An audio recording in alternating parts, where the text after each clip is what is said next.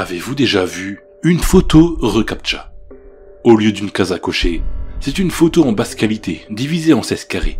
Ça va dire quelque chose comme sélectionnez tous les carrés avec des panneaux. Et vous devez cliquer sur tous les carrés contenant un panneau.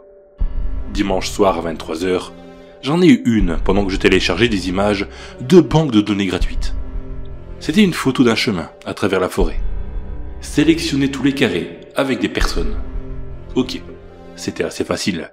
Au centre de la photo, il y avait une joggeuse en short rose.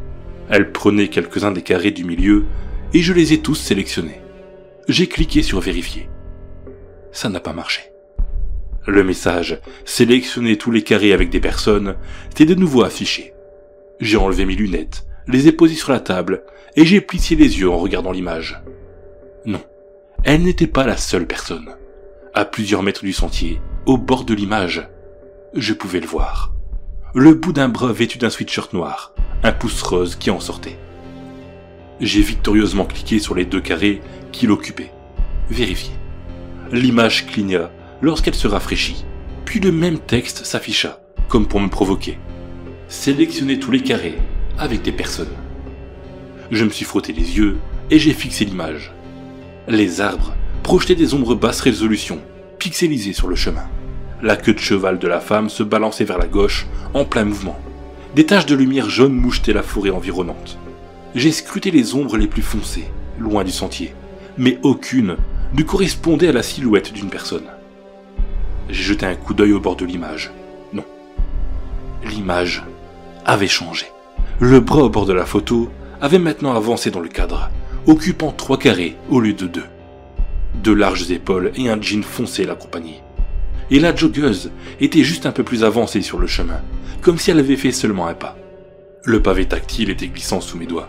Mon cœur battait fort dans ma poitrine. Doucement, j'ai fait glisser le curseur sur les 3 carrés et j'ai cliqué dessus. Vérifier. L'image a cligné. Sélectionnez tous les carrés avec des personnes. J'ai reculé de l'ordinateur en sursautant. L'image était de nouveau différente. L'homme était plus loin dans le cadre, occupant 5 carrés. Sa main était tendue vers la joggeuse à quelques centimètres de son épaule.